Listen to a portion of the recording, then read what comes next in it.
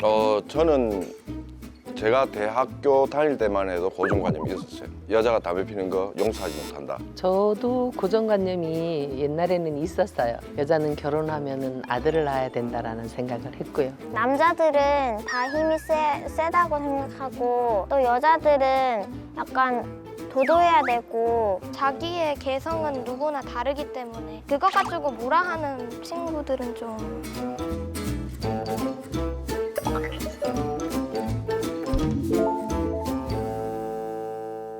처음 뵙겠습니다. 예, 예. 안녕하세요.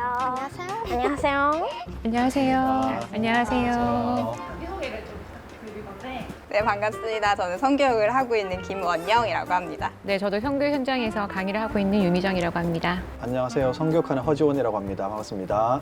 저는 옥동초 6학년 이민찬이라고 합니다. 반갑습니다. 저는 호계초등학교 다니는 13살 정보윤이라고 합니다. 두 아들의 엄마 임지숙입니다. 아들만 둘 난 전민수입니다. 반갑습니다.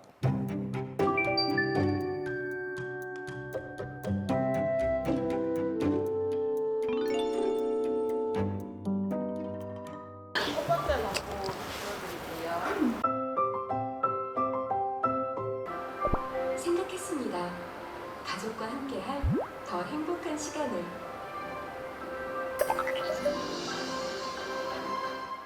주방을 주제로 했는데 이 여자분께서 네, 계속 주로 일을 하시고 남자분은 뒤에서 그냥 등만 빽하고만 하는데 나쁜 남자예요. 여자가 무조건 집안일을 해야 된다는 고정관념이 있는 것 같아요. 남자는 올 때마다 집안일 하지 않고 여자들은 계속 닦고 또 닦고 하니까 설거지라고 하죠.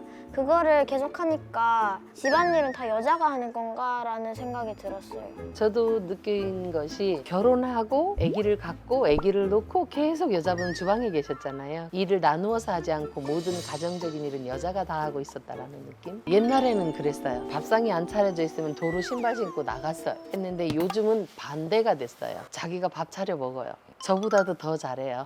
한 번도 여기서 손을 안 떼신 것 같아요. 이 싱크대에서. 주부습진. 집에서 같이 좀 평등하게 가사노동을 한다곤 하지만 여전히 저도 이제 맞벌이를 하고 있어요. 그럼에도 불구하고 가정에서 이제 뭔가 설거지를 한다든지 그런 일들이 시간이 훨씬 더 많은 것 같아요. 특히 명절에는요. 더 심한 것 같아요. 그게 너무 힘든 거죠. 그 구조는 계속 바뀌어요. 가전제품도 바뀌고 싱크대도 바뀌고 다 바뀌는데 변하지 않는 거. 제품만 변하는 게 아니라 제품도 아마 디자인은 바뀌었을 거예요. 근데 계신 어머님은 계속 하는 거예요. 그래서 조금만 더 신경을 썼으면 그 광고 제작사분들 보실까요? 이런 인재들이 있습니다. 이런 인재들을 영입하시어 색다른 변화들을 가져가시는 것도 좋겠다라는 생각이 듭니다. 나 이제 더 이상 안 되겠어. 나도 한다고 한 거야. 따뜻하게 지켜준다며. 벌써 이렇게 차가워졌는데. 그래서 뭐 나도 어떡하라고. 난 몰라.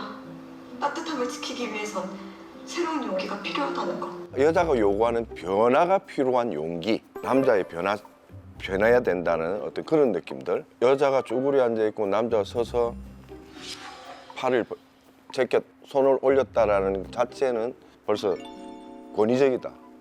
이제 여자가 이제 뭐 지켜달라 뭐 이런 얘기를 하는 것 같은데 무조건 남자가 여자를 이렇게 지켜줘야 하나 그런 고정관념이 들어있는 강구인 것 같아요. 남자가 여자를 무조건 지켜줘야 되는 게 아니라 서로 따뜻하게 해줘야 된다고 생각하거든요. 사랑하는 거를 쭉 이어가려면 서로 잘해주고 따뜻하게 해주고 서로 배려하면서 살아가야 된다고 생각하는데 이 부분에서는 남자가 무조건 여자를 챙겨줘야 된다는 고정관념이 남자도 여자를 챙겨줘야 되지만 여자도 남자를 챙겨줘야 된다고 생각해요.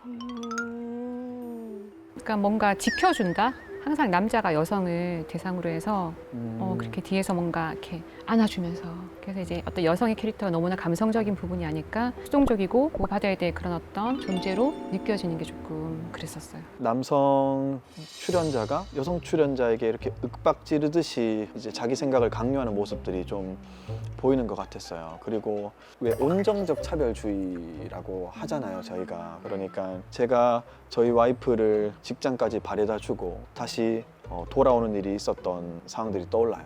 그때 제가 왜 그랬는지를 스스로 한번 생각해 보니까 그냥 당연히 그렇게 남자니까 지켜줘야지 혹은 보호해줘야지라는 생각이 들었어요. 그리고 나서 이제 어떤 단계를 넘어서고 나서 제가 이런 젠더와 관련된 여러 가지 교육들을 받고 나서는 내가 등장하는 것만으로도 우리 와이프가 안전하게 된다면 이건 도대체 어떤 상황일까, 어떤 사회 환경일까라는 생각이 들기도 하더라고요. 이런 류의 제가 가지고 있는 부담이나 생각들, 그러니까 꽤 많은 남성들이 이 부담을 갖고 있잖아요. 늦게까지 놀면 집까지 바래다 줘야 된다는 그런 부담감. 그러니까 잘 모르겠는데. 한 번도 당해보신 적 없으세요? 네, 딱히. 그러세요? 감독님들은 어떠세요? 해보신 적 있으시죠? 그죠? 그래서 그 온정적 차별주의를 저는 예전에는 그냥 따랐었던 사람인 거죠. 그런데 이제는 그게 내가 따라가지 않더라도 우리 와이프가 안전하게 지낼 수 있다면 얼마나 좋을까를 이제 고민하게 되는 시점들이 좀 오는 것 같아요. 5G 하면 우선 속도죠. 360도 VR이나 AR 홀로그램처럼 초대용량 콘텐츠들을 주고받게 됩니다. 압도적인 속도가 필요해지는 거죠. 5G는 제 매력에 빠진 속도? 형 무슨 들었어? 못 들었어. 진짜 솔직하게 말하자면 무슨 문제가 있어 보이긴 한데 잘 모르겠어. 나도 약간 헷갈리긴 해. 근데 한번 맞춰보겠습니다. 안정환 선수는 자기의 전성기 때 드리블 속도라는 거고 그게 남자다움이라는 건가? 5G는 나의 매력? 그건 성차별이죠. 사례가 될지 모르겠는데 저 같은 경우에는 믿거나 말거나 처녀 시절에는 몸매가 좀 예쁘다 소리를 많이 들었어요. 그랬는데 몸매는 됐는데 여기가 문제라고 하면서 들었던 기억이 나요. 근데 저는 사실 손 아무것도 안 됐거든요. 지금까지도 고수하는 게 그게 뭐 대단한데 생긴 대로 살면 되지 장단점이 있잖아. 네, 이런 생각을 해본 적이 있었어요. 저 보세요. 하잖아요. 존경합니다. 감히 갓 연하님을 모시고 내 매력에 빠지는 속도 하시면서 이 행동을 하셨거든요. 그 행동을 하실 수도 있어요. 하지만 그 행동을 하시는 순간 본인이 가지고 있던 권위를 내려놓게 되거든요. 예쁜 척이라는 것을 하게 되면 자연스럽게 권위를 내려놓을 수밖에 없는 상황이 되는 거예요. 김연아 선수의 권위를 잘 지켜주면서도 5GX에서 다루고 싶었던 것들을 충분히 다룰 수도 있었는데 하는 안타까움이 있는 것 같습니다. 그냥 그것 자체랑 너무 하나죠. 노력해서 이만큼 이뤄놨는데 너 이만큼 이룬 거랑 상관없이 대중이 원하는 모습을 보여봐라 라고 하는 거니까 왜 이 모습을 강요하지? 라는 생각이 드니까 아무래도 화가 나는 마음이 좀 제일 크죠. 예쁘다라고 하는 것은 칭찬이에요. 그런데 그 말의 화자의 의도를 우리는 늘 분석하려고 노력하는데 화자의 의도와는 무관하게 그 말이 어떤 효과를 가지는가가 중요할 수 있잖아요. 그죠? 제가 만약에 울산에 있는 어떤 한 학교에 가서 여성 아이에게 너 정말 예쁘구나 라고 이야기를 하게 되면 제가 이 친구의 다른 면모들은 차치하고 이 친구의 외모적인 측면만 강화하게 되는 거예요. 그럼 이 친구는 저한테 외모에 대한 칭찬을 받았으니 칭찬의 효과는 그 행동을 반복하는 데 있잖아요. 이것을 훨씬 더 갈구하게 되거나 아니면 이것에 훨씬 더 집중하게 된다는 거예요. 미디어 속에서 여성들이 어떻게 소비되는지를 살펴보시면 정말로 이 외적인 것을 많이 소비가 되고 있는 것 같아요. 그래서 어떤 아이돌 중에서 누가 가장 예쁜가, 그래서 누가 센터인 것인가, 그래서 누가 엔딩 포즈를 하는 것인가 이런 것들을 이제 하잖아요. 그런 지점들이 사실은 볼 때마다 조금 아쉽다라는 생각이 들어요. 여성 아이돌의 저런 모습 말고 씩씩한 모습도 있고 점차 그 예쁨에 대한 어떤 그 강박 같은 것들이 다양한 그런 여성들의 모습을 청소년들이 미디어를 통해서 봄으로 해서 조금은 나아지지 않을까라는 기대도 드는 거죠. 왜 아빠만 이빨이 있죠? 돈이 없어서 털리를 안 해주시나?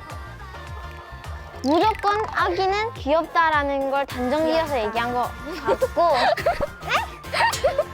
이게 7년 아마 됐을걸요? 굉장히 오래된 콘텐츠 중에 하나인데 그리고 전 세계적으로 이게 사랑을 받고 있잖아요.